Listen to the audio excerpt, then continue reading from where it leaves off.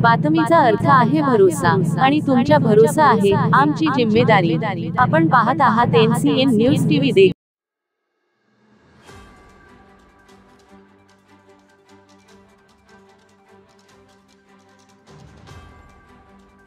श्री गुरुवरे बंड्याप्पा मठ संस्थान देगलूर येथे पंचमुखेश्वर शिवलिंग प्राण प्रतिष्ठा सोहळा संपन्न।